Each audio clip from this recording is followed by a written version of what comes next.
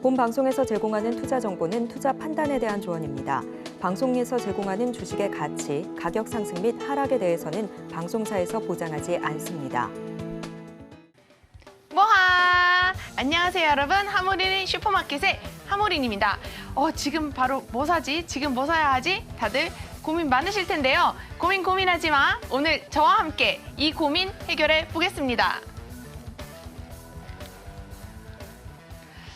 아직도 오일 사니? 난 디지털 오일 산다?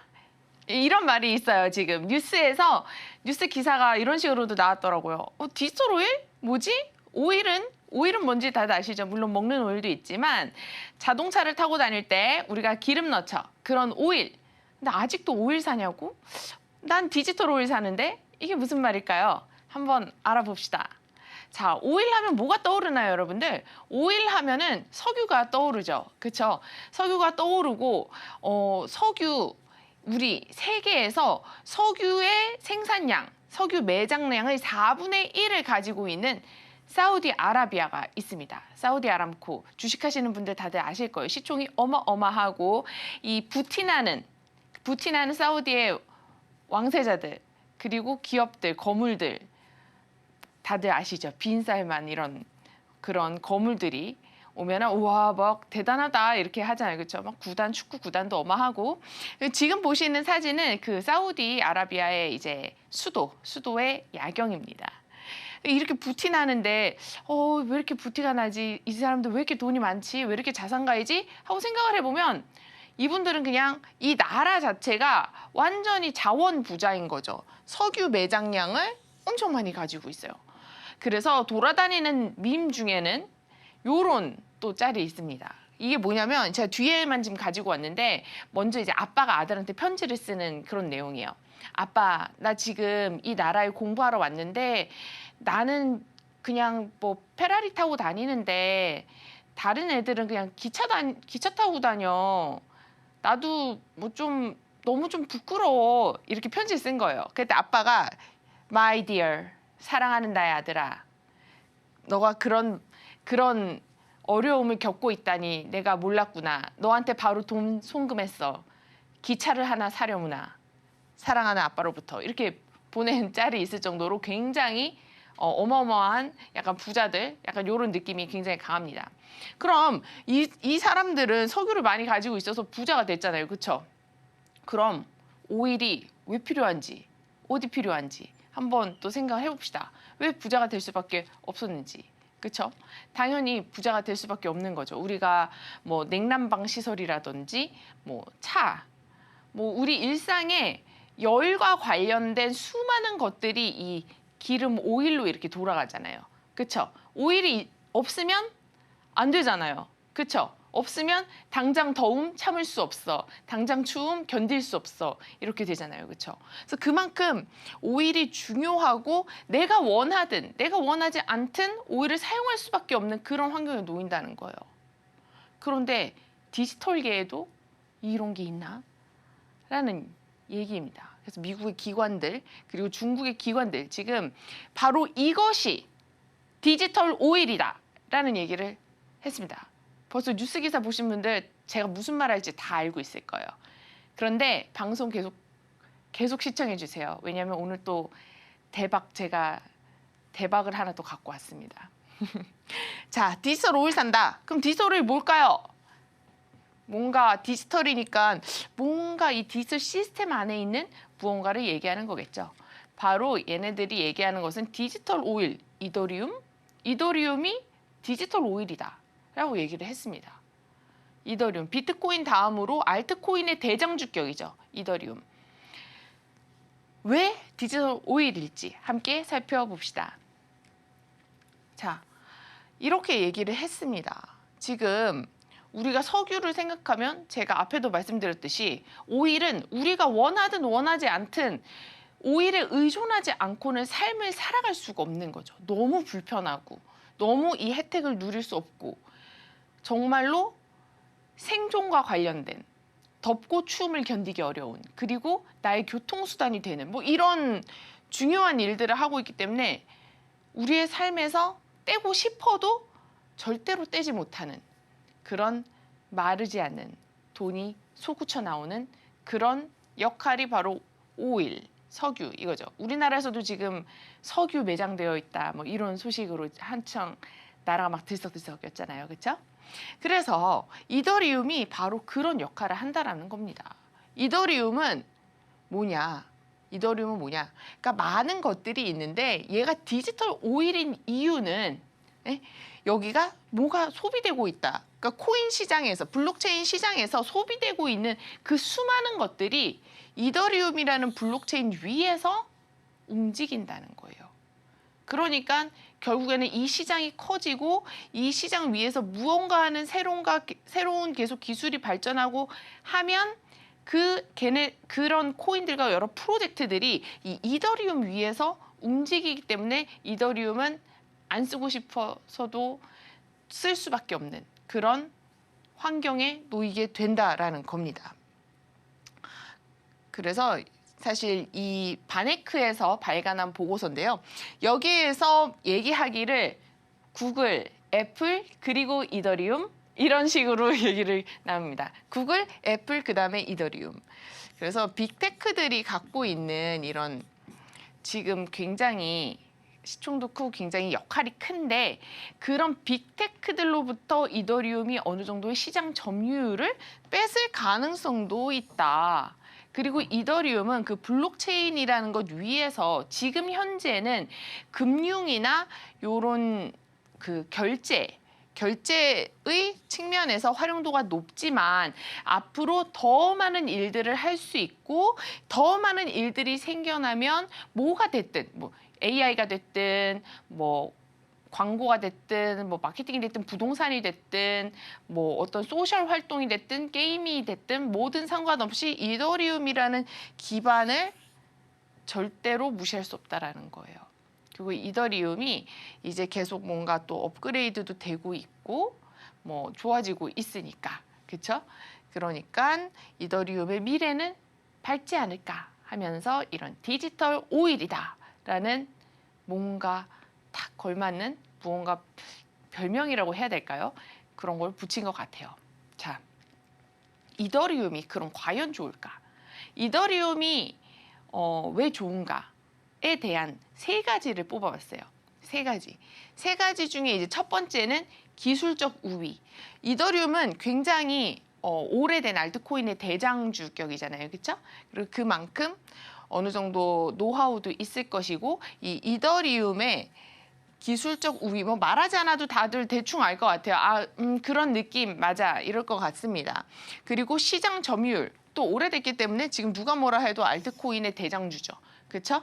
그래서 시장 점유율이 지금 현재에도 압도적이라고 볼 수가 있어요.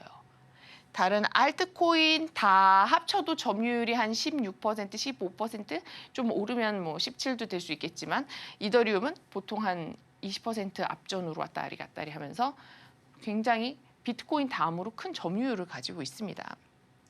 그리고 현재 2023년 9월 기준으로 봤을 때 20개의 암호화폐 중에 10개가 이더리움을 기반으로 하거나 이더리움과 연결되어 있는 그 무언가라고 해요.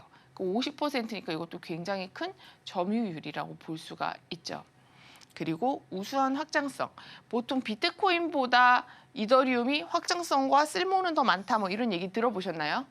그래서 물론 가치는 비트코인이 더 높지만 이더리움이 우수한 확장성을 갖고 있다. 그래서 여러 가지, 여러 면에서 다양하게 얼마든지 사용될 수 있다. 그래서 이더리움이 다른 것보다 좀 뛰어나서 디지털 오일이 될 수 있을 가능성을 놓고 봤을 때 한 세 가지 정도의 장점이 있다고 볼 수가 있겠네요. 자, 이더리움의 데이터. 이더리움의 일별 활성자 수 증가 데이터를 보시면 지금도 굉장히 많이 사용이 증가가 하고 있는 추세입니다. 이게 과거부터 쭉 보면은 과거보다 굉장히 이렇게 서서히 올라가고 있는 그리고 정체도 되었다가 요즘 이제 다시 조금 슬슬 올라가는 그런 추세를 가지고 있어요.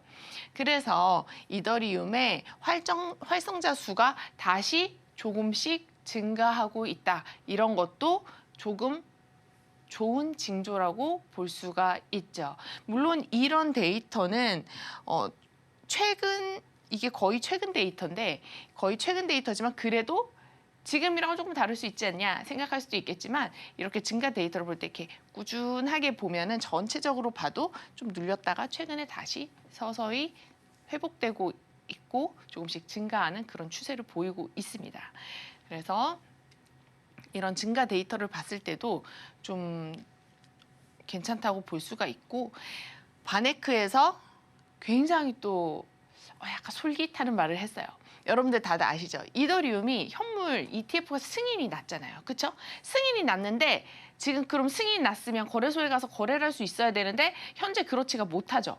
그 이유는 바로 S1이라는 문서가 이게 통과가 돼야 거래소에서 바로 거래를 할 수 있기 때문인데요. 그게 현재 약간 도대체 언제 나지? 약간 미궁인데 이렇게 생각을 하고 있을 거예요, 다들. 근데 지금 현재 이번에 바네크에서 이제 올린 보고서에 의하면 바네크도 이더리움 현물 ETF를 이제 냈고 사실 바네크의 CEO는 5월달, 4월 말 5월달 초 요때까지만 해도 인터뷰를 보시면 이더리움 현물 ETF 좀 어려울 수 있을 것 같아요라고 얘기를 했던 사람들입니다. 그래서 그때까지만 해도 캐시우드도 얘기했죠. 이더리움 현물 ETF 분명히 될지 안 될지 약간 안 될 거라고 다들 생각했는데 갑자기 뭔가 좀 됐다 이런 얘기가 있었어요. 그래서 바네크 CEO도 역시 한 5월 초, 4월 말 요때 인터뷰를 보시면 우리가 생각해도 현물 ETF 안 될 수도 있을 것 같은데 라는 스탠스를 취했었어요. 근데 지금 현물 ETF 승인이 났고 지금 솔직히 S1 이 문서는 시간 문제죠. 시간 문제. 무조건 될 것 같고 시간의 문제인데 이번 보고서에서 현재 조만간 곧 이더리움 현물 ETF 거래를 시작할 수 있을 것으로 예상한다 라고 얘기했습니다. 이게 지금 아직은 다들 생각만 하고 있지만 이게 약간 거래 시작한다 그러면 호재일 수 있다고 저는 생각해요. 그러니까 항상 이더리움은 약간 준비되어 있는 뭔가 믿을 만한 호재가 하나는 있구나라고 생각을 해볼 수 있겠죠. 그래서 지금 현재 거래를 시작할 수 있는데 그게 조만간 곧이라는 약간 그런 가까운 시일 내에 될 가능성이 많다고 우리는 예상하고 있다라고 얘기를 했습니다. 그래서 이더리움 호재가 있고 굉장히 긍정적으로 생각하고 있다는 것을 알 수가 있고 이더리움은 사실은 비트코인보다 자본 효율적인 자산이다. 라고 얘기를 했어요. 그러니까 제가 아까도 말씀드렸듯이 비트코인은 그 가치, 그 존재의 가치로서 굉장히 의미가 있는데 사실상 그 위에서 무언가를 할 수 있는 오일 윤활유 역할을 하는 것은 이더리움이 훨씬 뛰어난 능력을 가지고 있다는 거예요. 그래서 이더리움이라는 것은 비트코인보다 자본 효율적인, 돌려 말하면 쓸모가 많은, 그렇죠? 다르게 말하면 이제 쓸모가 많은 뭔가를 많이 할 수 있는 실생활적으로 이렇게 돈 계산을 할 때 왔다 갔다 할 때 좀 더 효율적으로 사용될 수 있는 그런 자산이다라는 거예요. 실용성이 굉장히 중요하잖아요, 그렇죠? 물론 그 가치가 중요하지만 가치도 중요하지만 어떨 땐 또 뭐야 이거 실속이 있어야지 실용적이어야지 이런 생각 들지 않으세요, 살면서? 그래서 그런 역할을 이더리움이 할 수 있고. 조만간에 현물 ETF 거래가 시작되면 기관들의 자금이 많이 들어올 수 있다라고 생각이 됩니다. 비트코인 현물 ETF도 들어오고 나서 기관 자금이 쭉 유입됐던 거 기억나시죠? 그래서 이더리움도 거래가 시작되면 일단 기관들의 자금들이 유입되는 단위 수가 지금과는 다를 수 있다라는 것입니다. 그래서 이게 지금 대박 사건이라는 거예요, 지금. 바네크 보고서에서 2030년의 이더리움 가격 예측 시나리오를 발표했는데 물론 여러 가지 미국 기관들에서 제각각도 다 엄청 좋은 뷰를 가지고 이더리움의 가격을 굉장히 높게 예측하기도 합니다. 아무튼간에 바네크에서 이번에는 이더리움 2030년에 그냥 뭐 완전 불리시한 시나리오 아니고 그냥 베이스 시나리오가 22K로 본다라고 했어요. 2030년에 22K 간다. 그럼 지금 한화로 우리나라 돈으로 환전해서 계산해보면 약 3천만 원입니다. 약 3천만 원. 그러면 22K라 그러면 비트코인 생각해보면 우리가 그때 22K, 30K 아래로 내려갔을 때 우리가 다들 막 벌벌벌 걱정을 많이 했죠. 진짜 찐공포였죠. 아무튼 이더리움이 지금의 뭐 3,700 뭐 이런 식으로 보면 2030년에 22K, 폭이 굉장히 커 보입니다. 지금보다 한 5배 정도 상승한 가격이라고 보시면 되세요. 이 차트상으로 구현하면 좀 더 자세히 보이죠. 이게 지금 보시는 차트는 로그 차트인데요. 사실 이 로그 차트는 시간이 이렇게 흘러가면서 비율 고려를 하기 때문에 조금 다르게 보일 수 있어요. 그리고 물론 얘가 이렇게 기울기가 점점 줄이고 있는데 어떠한 자산이든 맨 처음에는 엄청 크게 상승을 하고 그다음부터는 조금 점점 자리를 찾아가면서 조금 구색을 갖추어가는 그런 형태가 다 발견이 되고 비트코인도 역시 마찬가지입니다.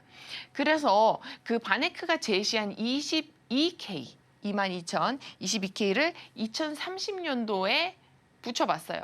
그러면 지금 현재 고점을 이런 식으로 움직이고 있고 저점에서는 그냥 밑에가 없으니까 이 22,000에다가 이렇게 선을 한번 대략 그려봤습니다.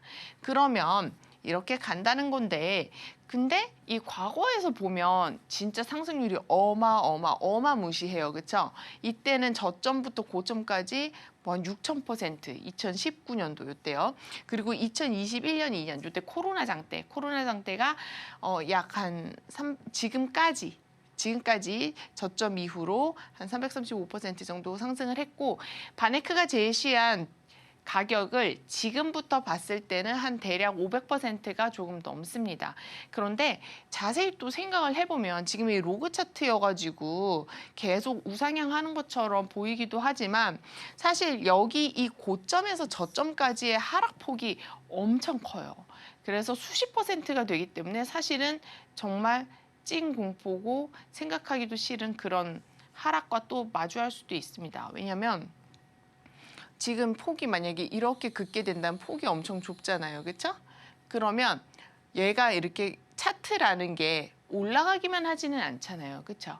올라가기만 하진 않고 올라갔다 내려갔다 반복을 하면서 세월이 진행되는데 지금 과거의 이더리움 차트를 보시면 거의 4년 주기, 반감기, 비트코인처럼 4년을 주기로 등락폭이 굉장히 커요. 계속 올라가기만 하지 않는다는 거예요. 그럼 지금도 반감기 지나고 4년이라는 시간 동안 올라갔다가 다시 내려올 수도 있다라는 거예요. 그래서 지금 바네크가 뭐 2030년에 22K 간대요 하고 지금 요 자리에서 사서 무조건 올라가기를 딱 뚜껑 덮고 관리하지 않으면 안 된다. 그래서 그런 말씀을 드리고 싶고 이 차트에서 물론 올라갈 수도 있지만 이렇게 쭉 올라갈 수도 있지만 이렇게 올라갔다가 이렇게 내려왔다가 뭐 이런 식으로 갈 수도 있다라는 얘기예요. 그래서 그렇게 되면 지금 이건 좀 너무 심한 것 같아요. 지금 이 가격 다시 온다는 얘기는 너무 심해. 거의 얼마 차이가 안 나는데 근데 어쨌든 간에 이 차트라는 것은 그렇기 때문에 얘가 2030년도까지 쭉 올라갈 거야. 지금부터 쭉 올라갈 거야랑은 좀 다른 얘기일 수 있다라는 걸 짚고 넘어가고 싶습니다.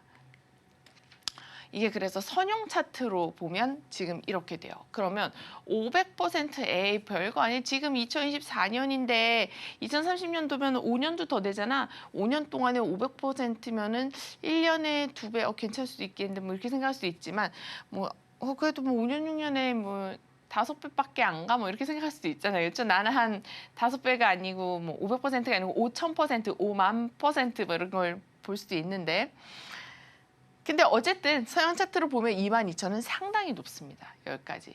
그러면 내려오면 안 되겠는데 여기서 쭉 투더문 가는 거 아니야? 이제 갈 길이 너무 멀잖아요. 그렇죠? 서양 차트로 봤을 때 지금까지 이만큼 상승했다면 뭐야 아직 얘는 시작도 안 했는데 이런 생각이 들 수도 있다는 거예요. 그래서 그만큼 낙관적으로 이더리움에 대해서 얘기를 한 상태입니다. 지금은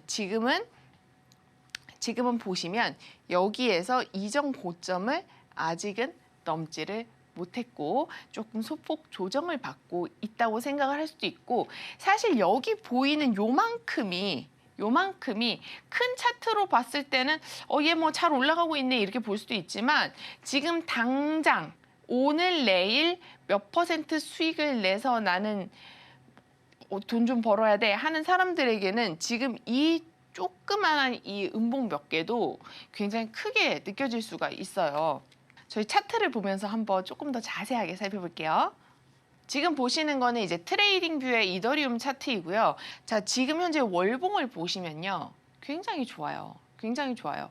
지금 현재 알트코인들이 다시 폭락한 애들은 폭락을 했죠. 지금 좀 이더리움 같은 경우는 워낙 등락폭이 적고 잘 버티는 아이이기 때문에 지금 끼케야 한 20% 이 정도일 텐데 알트들 중에 진짜 힘이 없거나 모멘텀이 빠진 그런 알트들은 굉장히 큰 폭으로 하락을 하기도 했고요.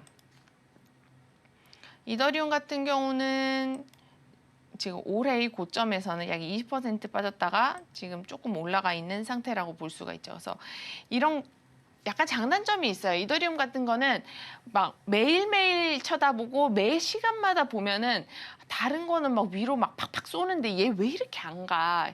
얘가 전혀 매력도가 없어 보이기도 해요. 근데 나중에 시간이 지나고 보면 이래서 이더리움 사라고 하는구나. 이래서 비트코인 사라고 하는구나. 다른 팔랑거리는 알트코인에 눈독 들이지 말자. 이런 얘기가 또 우스갯소리가 있는 겁니다. 그래서 아무튼 간에 지금 월봉상으로 보면 굉장히 조음을 알 수가 있죠. 그렇죠? 왜? 이 전전 음봉을 다 감쌌잖아요. 그렇죠? 다 잡아먹은 거예요. 이 전달에. 그래서 얘를 지금 상쇄하고 여기서 뭔가 매물대를 쌓고 있다라고 보면 되겠죠. 이쪽에 보시면 누가 봐도 지금 매물대가 많잖아요. 그렇죠? 뭐가 캔들이 많으니까요. 그래서 지금 현재 여기에서 매물대를 잘 쌓고 있구나라고 생각을 할 수가 있고 이 월봉으로 봤을 때는 아직 월봉이 굉장히 많이 남아있는 시점이에요. 아직 17일 이렇게 남아있으니까요. 굉장히 많이 남아있는 상태이기 때문에 얘가 충분히 얼마든지 다시 지금은 빨간색 하락하고 있는 봉이지만 다시 초록색으로 언제 바뀔지 알 수가 없다라고 볼 수가 있어요.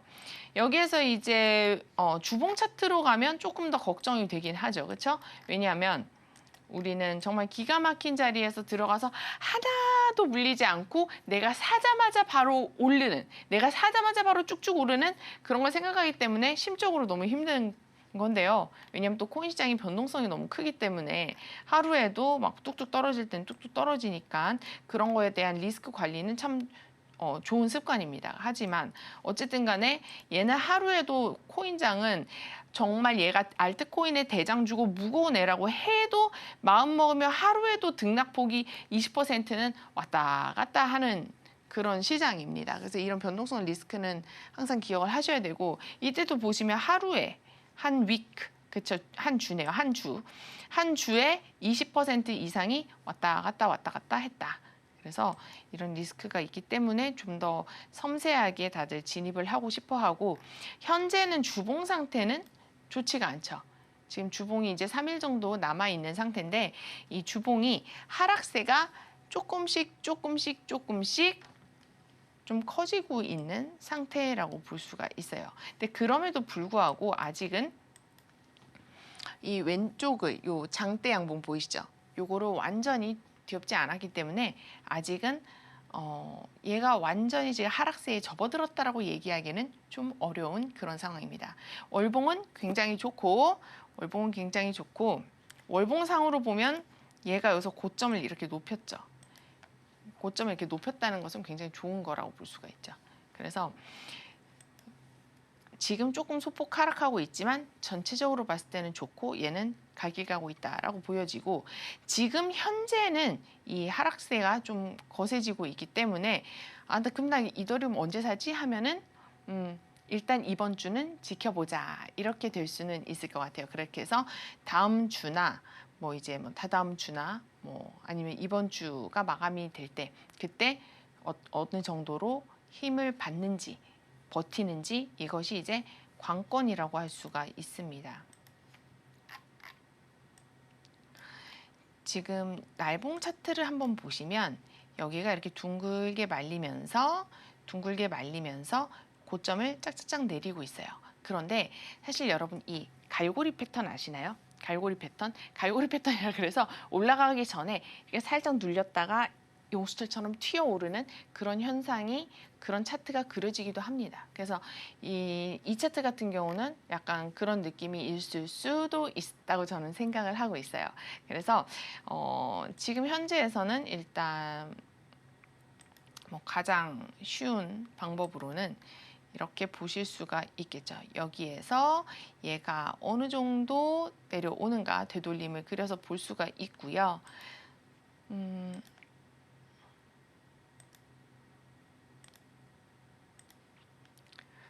그리고 만약에 여기 이렇게 샤크 패턴을 이런 식으로 그렸다라고 하면 사실 좀 지금 이 차트 상에서는 이렇게 C점이 예쁘지는 않은데 그래도 만약에 이렇게 놓고 본다 하면은 뭐 0.5라든지 이런 부분을 굉장히 의미 있게 지켜볼 수 있을 것 같아요. 그래서 일단 여기에서 0.5 부근 여기에서 지지하는지 보시면 되는데 지금 RSI 상에서 그렇게 강한 모습을 보여주고 있지는 않아요. 네, 그럼에도 불구하고 주봉이나 좀 더 큰 봉으로 봤을 때는 아직은 괜찮기 때문에 얘는 찐하락을 할 거야 라고 생각하기에는 약간 무리가 있는 그런 상태라고 보여집니다. 그리고 조금 더 자세하게 들어가기 앞서서 이렇게 보시면 얘가 지금 RSI 상에서 이렇게 고점을 올리지 못하고 지금 다시 들어오고 있는데 이렇게 여기가 크로스가 되는데 이평선, 이 빨간 선 밑으로 내려왔을 때 RSI가 그러면 상대적으로 그 다음 고지는 보통 50선입니다. 여기가 지금 59인데 요 가운데 보통 50선 정도가 다시 한번 지지할 수 있는 뭔가 구간이라고 생각을 하는데 얘가 지금 현재 굉장히 잘 버티고 있는 거죠. RSI가 이렇게 떨어진 거에 비하면 지금 차트상은 사실 굉장히 잘 버티고 있는 그런 상태입니다. 저는 그렇게 생각을 하고 다만 지금 주봉이 좋지 않으니까 이번 주는 아닐 수도 있다. 그러니까 이번 주는 좀 지켜보고 다음 주에 뭐 더 하락세가 거세지는지 아니면 매수세가 다시 들어오는지 그 수급을 이제 봐야 된다. 이런 얘기를 하고 싶고 이더리움의 이 점유율을 한번 살펴볼게요. 제가 이 점유율을 살펴보면 지금 현재 이 위에가 뭔가 장벽이 있고 그 밑에서 지금 계속 버티는 추세예요. 이 RSI를 보시면 여기도 지금 주봉으로 보셔도 그렇고 월봉으로 보셔도 그렇고 얘가 RSI가 굉장히 많이 이런 거 이제 RSI를 좀 식히고 간다, 열을 식히고 간다 이렇게 얘기를 하거든요. 그래서 RSI를 굉장히 많이 식혔는데 그 식힌 거 대비해서 점유율, 이더리움의 점유율은 굉장히 굳건하다라고 볼 수가 있고 제 생각에는 현물 ETF 거래가 만약에 시작된다 그러면 이 점유율이 드디어 이 저항을 뚫고 올라갈 수 있지 않을까라고 저는 생각을 하고 있습니다. 그러면 지금 현재 도미넌스가 우리가 보통 이 가격을 볼 때 도미넌스도 굉장히 많이 고려를 해요. 시장 점유율, 비트코인 차트도 마찬가지고 이더리움도 마찬가지고 다른 알트들도 마찬가지입니다. 그래서 도미넌스 차트는 이제 뭐 예를 들어서 이더리움 하고 점 찍고 뒤에 D가 붙어요. 도미넌스의 D가. 그래서 이 도미넌스 차트가 있는데 이 도미넌스 차트가 굉장히 잘 버티고 있는 상태이고 이더리움이 생각보다 지금 많이 떨어지고 있지가 않습니다. 뭐에도 불구하고냐고 하면 지금 이걸 보시면 알 수가 있죠. 자, 알트장 맞나 하는 이 차트인데요. 이게 뭐냐면 비트코인장이냐 알트코인장이냐를 판가름 짓는 나름 표현한 그래프예요. 여기가 이 밑에 쪽으로 가 있으면은 여기부터는 완전 비트코인장이고 이 위로 가면 이제 완전 위로 갈수록 알트코인장인 거예요. 그럼 지금 보시면 어떻죠? 완전 밑으로 지금 땅에 지금 지하실이 어디야 이러고 있잖아요. 그렇죠? 그러면 얘가 지금 비트코인 시즌이라는 거예요. 지금 비트코인장, 비트장이고 그럼 얘가 만약에 살아난다. 언젠간 살아날 거 아니에요. 그렇죠? 어떻게 계속 뭐 밑으로 갈 건 아니잖아요. 비트코인 장이 왔으면 언젠가는 올라간다는 거예요. 근데 지금 거의 더 이상 내려갈 곳도 없어 보일 만큼 내려왔다는 거죠. 그러면 언젠가는 이제 올라갈 텐데 그럼 지금 잘 버티고 있는 이더리움 같은 경우는 힘을 받을 수가 있다라는 얘기가 나오는 거죠. 도미넌스도 잘 버티고 있고 차트도 잘 버티고 있는데 여기에서 비트장에서 알트장으로 옮겨간다. 그러면 이더리움은 수혜를 좀 많이 받을 수 있겠구나라고 저는 그런 생각이 듭니다. 자, 여기를 보시면 여기를 보통 이제 차트를 그릴 때 바닥을 그어요. 그렇죠? 바닥을 긋고 봤을 때 지지하고 했지만 여기에서 결국 깨져 버렸어요. 그렇죠? 보통 깨지면 우리 돌파 아시죠? 돌파하고 디디고 슝이에요. 돌파, 디디고 슝. 그러면 돌파를 했으면 보통 이렇게 아래로 돌파한다 그러면 아래로 돌파, 디디고 슝이 되는 거죠. 위로 간다, 돌파, 디디고 슝. 요게 보통 돌파 매매의 가장 기본적인 건데 여기서도 보시면 살짝 디디고 또 떨어지는 거 보이시죠? 그래서 보통 이렇게 다시 한번 떨어지고 얘가 만약에 올라간다 해도 보통 이렇게 올라가는 게 아니고 보통 이런 식으로 해서 이제 올라가겠죠. 그렇죠? 근데 이 올라가는 추세가 형성이 되면 알트코인이 시장이 전체적으로 좀 살아나는 분위기가 오지 않을까 싶습니다. 지금 현재에서는 이게 지금 얼핏 보면은 뭐 지금 1358 엘파 5파 다 나온 거 아니야? 뭐 이렇게도 보이지 않아요? 그래서 뭐 보통 그쵸? 뭐 이런 식으로 볼 수 있고 아무튼 그래서 지금 하락세가 굉장히 큰 상태입니다. 하락세가 굉장히 큰 상태고 기울기를 전혀 돌리지 못했죠.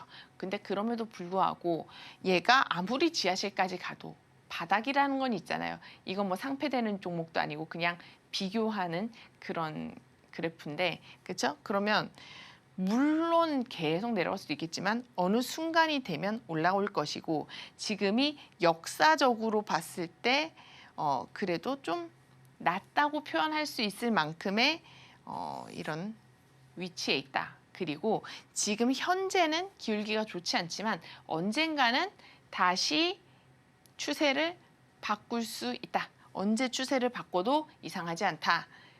갈 때 됐지라고 생각할 수도 있다라는 거예요. 물론 한 번에 이렇게 올라갈 수 있을지는 아무도 모릅니다. 지금 현재 뭐 형성되어 있는 게 아무도 없으니까. 그래서 알트코인 지금 시즌이 오지도 않았고 비트장인데 이더리움이 이렇게 잘 버티고 있다라는 거. 그게 굉장히 높이 사고 싶어요.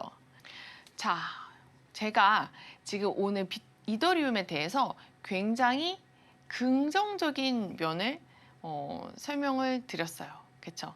굉장히 긍정적인 설명을 드렸는데 사실은 이 보고서에서도 다 얘기를 합니다. 우리가 물론 22,000이라고 2030년에 22,000이라고 얘기했지만 항상 이더리움 이런 가상자산에 대한 변동성에 대한 리스크는 반드시 아셔야 합니다. 무턱대고 투자했다가는 큰일 납니다. 이런 얘기를 많이 왜냐하면 얘네들이 상승할 때도 정말 크게 상승하지만 하락할 때도 정말 크게 하락하기 때문이고 그 하락하는 속도가 굉장히 빨라요. 나 어떡하지? 정신 놓고 있다 보면은 마이너스 20% 이렇게 되어 있어요. 그러니까 그런 걸 굉장히 조심하라는 의미에서도 이런 걸 가격 예측 모델을 내놓는 것 같은데요. 편차가 보면 말도 안 되게 큽니다. 보시면 지금 기준이 된 베이스 케이스, 가장 기본, 장이 그냥 평범할 때 그때 22,000이야. 그럼 우리는 그럼 장이 불장이 오면은 어떡하는 거야? 모멘텀 붙으면 어디까지 간다는 거야? 막 너무 좋아하겠죠. 그래서 그렇게 가면 지금 너무 어마어마하게 붙여놨어요. 154,000달러. 이거는 엄청 154K라는 건데 이게 완전 불리시한 케이스예요. 근데 베어리시한 케이스를 보면 완전히 하락장이고 우리의 예상과 달리 이더리움이 펼쳐질 때 그런 경우는 360이라고 얘기합니다. 이건 뭐 마이너스 뭐 90 이렇게 되는 거죠. 그렇죠? 10분의 1 토막. 그렇죠? 지금의 가격에 비하면 10분의 1 토막을 얘기합니다. 그래서 어떻게 22,000을 받는데 어떻게 360이 갈 수가 있어라고 생각하겠지만 이런 이더리움의 과거의 역사에서 이런 하락폭을 보면 항상 관리를 해야 된다는 생각이 절로 듭니다. 아무리 이더리움이라고 해도 여기서 80% 물론 여러 가지 제도권에 들어오고 뭐 그렇게 하면서 점차 변동성이 나아지겠지만 이때도 거의 마이너스 90%. 그래서 이것이 굉장히 돌아오는 주기도 빨랐어요. 4년마다 한 번씩 쭉쭉쭉 돌아오니까요. 빠르게는 뭐 2년이라고 짧게 언제 들어오냐에 따라서 뭐 달라질 수도 있겠지만 그래서 지금 현재로서는 그렇게 큰 하락을 하지 않았고 비트코인의 반감기가 지금 끝나지 얼마 되지 않았기 때문에 지금은 약간 사람들의 시선도 비트코인은 일단 비트코인이 잘 버텨주면 나머지 알트코인은 따라간다라는 생각이 있으니까 아직은 그렇게 큰 걱정을 해야 될 시기는 아니라고 생각을 하는데 어쨌든 2030년이라는 다소 먼 감이 있는 미래에서는 또 반감기가 끝나고 4년 안에 큰 폭락장이 오면서 이더리움이 뭐 한 75% 이렇게 하락을 할 수도 있다라는 생각을 가지고 계셔야 합니다. 그러면 얘가 만약에 고점을 뭐 넘었다고 봅시다. 넘었다고 만약에 봐도 한 5,500에서부터 뭐 얘가 한 뭐 70%를 하락해 버렸다. 그렇게 해도 사실은 할 말이 없는 거죠. 이전에도 그래 왔으니까. 그렇게 되면 또 충분히 360은 좀 오바라고 생각을 저도 하지만 그래도 다시 폭락하는 장은 언제든 올 수 있다. 그러니까 항상 조심해야 된다라는 말씀 드리고 싶고 그러면 이 360이 가능해? 어떻게 가능할 수가 있어? 라는 생각이 드실 텐데 이제 여기서 몇 가지 예시를 듭니다. 예를 들면 이더리움이 지금은 현존하는 최고의 디지털 오일이에요. 그렇죠? 근데 디지털 오일이 얘가 짱인 줄 알았는데 얘보다 더 나은 뭔가 대체제가 나타나는 거죠. 여기가 좀 더 뭐 자연적으로도 좋고 뭐 비용도 적고 뭐 하면서 새로운 대체제가 나올 가능성. 예를 들면 솔라나나 폴리곤 뭐 이런 것들도 어떻게 보면 약간 경쟁하는 그런 블록체인 이잖아요. 그렇죠? 그래서 그런 뭔가 이더리움보다 혁신적인 그 무언가 경쟁 체제가 개발이 되어서 이더리움이 완전히 내팽개쳐질 그럴 가능성, 그런 리스크가 있고 또 하나는 암호화폐 이 산업 자체가 비트코인이 폭망해 버리는 거죠. 그러면 또 이런 가능성. 에이 말도 안 돼 이렇게 생각하고 계시죠 지금 여러분들 그렇게 그래도 항상 모르니까 리스크 가지고 있고 그리고 누구나 아는 리스크 규제가 너무 심각하다 뭐 그런 거 그리고 이더리움 자체적으로 뭔가 안 좋은 일이 터졌을 때 우리 FTX 사태 다들 기억나시죠? 아직도 마음이 아프신 분들 많을 거라고 생각이 드는데 그래서 그런 생각지도 못한 일에 부딪힐 가능성 뭐 등등 그래서 여러 가지 리스크가 사실 또 있습니다. 그래서 그런 리스크 정도 그런 리스크를 항상 귀를 기울이셔야 되고 그런 리스크가 있을 때 가격이 정말로 많이 떨어지면 360도 간다라고 이런 보고서에서 밝혔으니까 항상 그 올라가는 것만 생각하지 마시고 내려가는 것도 생각을 조금 하시면 좋을 것 같아요.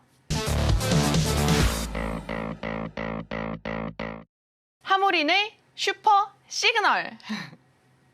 자, 이더리움 한번 보자고요. 이더리움이 그래서 결론은 지금 제가 이제 토탈 차트를 가지고 왔는데 그 트레이딩 뷰에는 토탈 차트라는 게 있어요. 그래서 토탈 1 같은 경우는 비트코인과 이제 상위 이제 100개 암호화폐의 이제 코인들을 모두 매겨놓은 게 이제 토탈. 그리고 토탈 2가 이제 비트코인을 뺀 거.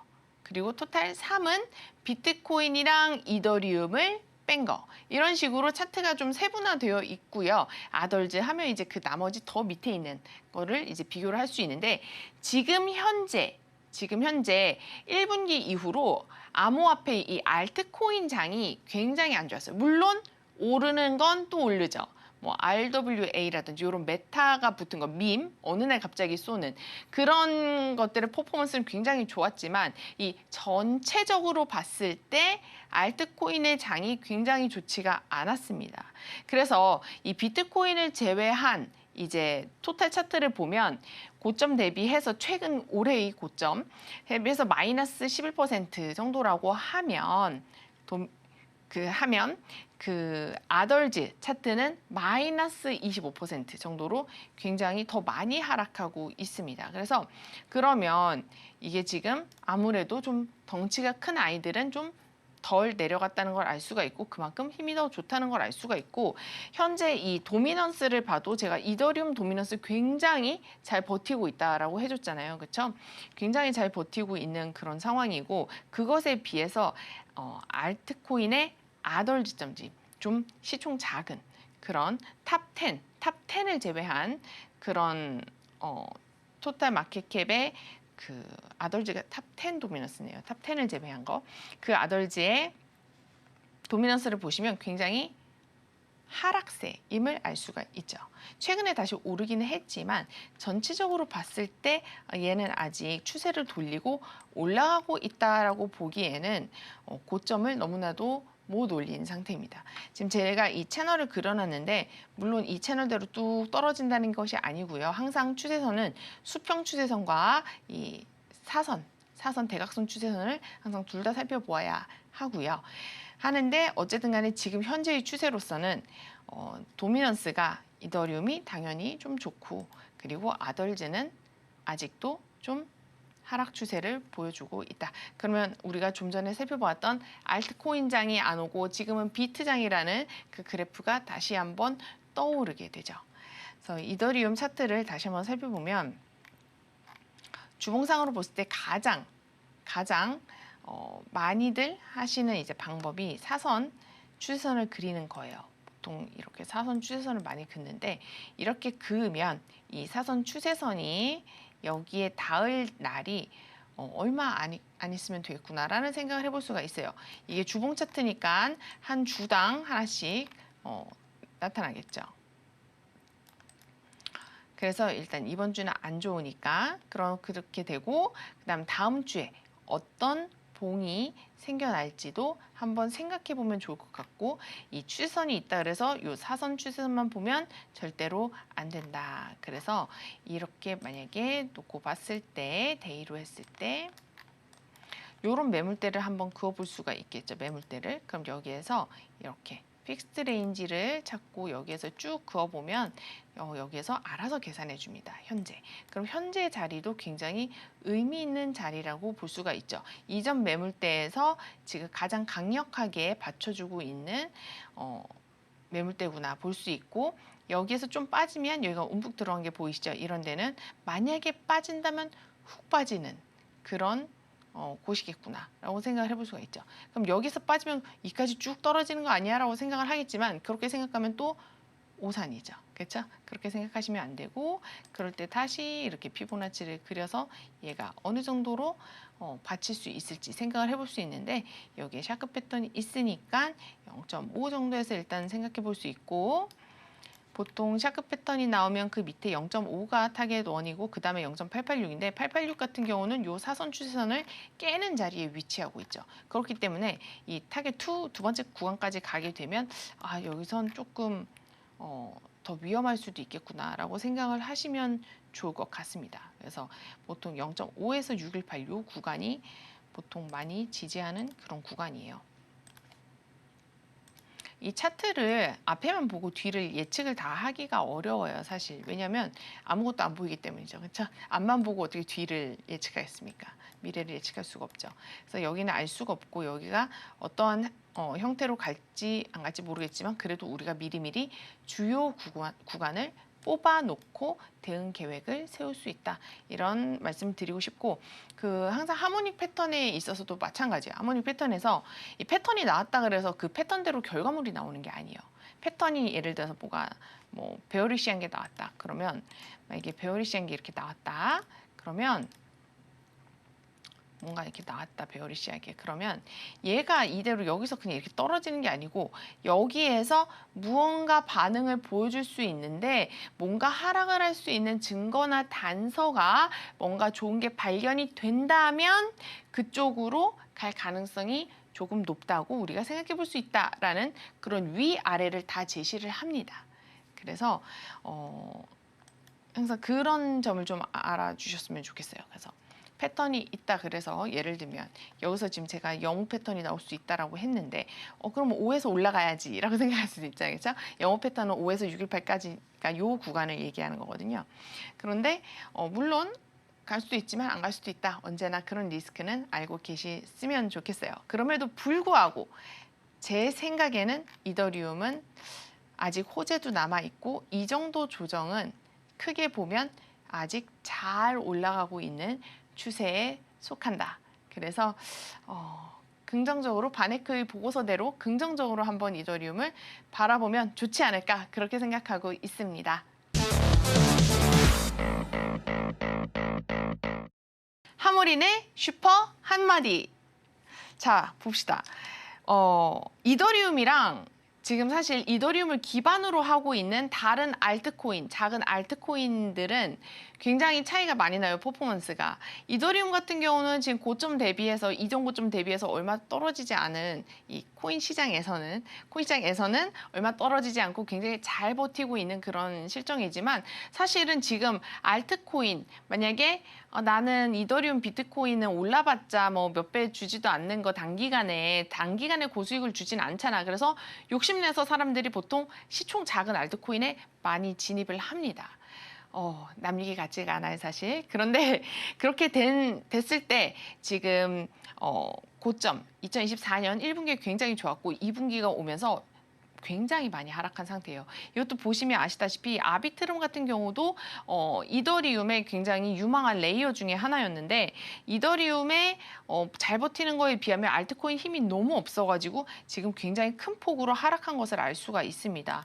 벌써 고점 대비해서요. 2024년 1월에 고점을 찍고 지금 이 바닥까지가 거의 60%에 달합니다. 그래서 이러한 작은 알트코인의 변동성이 너무나 심해서 사실은 이런 알트코인에 투자를 했다라면 나는 이더리움이 좋을 것 같아서 이더리움을 기반으로 한 뭔가 유망한 프로젝트에 투자했는데 마이너스가 너무 심해 라고 할 수도 있고 이런 사람들은 현재 굉장히 고통 속에서 물려 있을 거라는 생각이 듭니다. 그래서 이더리움 같은 경우가 얘는 왜 이렇게 오늘 내일 왜 이렇게 많이 안 올라 할 수도 있겠지만 많이 오르면 빠른 시간에 빨리 오르면 또 빠른 시간 내에 큰 고통을 줄 수 있다는 사실. 오히려 그리고 꾸준히 조금씩 올라가는 애가 내려올 때도 천천히 조금씩 내려온다. 이런 식으로 약간 생각해 보시면 어떨까 싶습니다. 여러분 항상 투자 리스크 관리 잊지 마세요. 오늘도 하모린의 슈퍼마켓 시청해 주셔서 감사드리고요. 여러분 다음 시간에 다시 찾아뵙겠습니다. 감사합니다. 뽀방!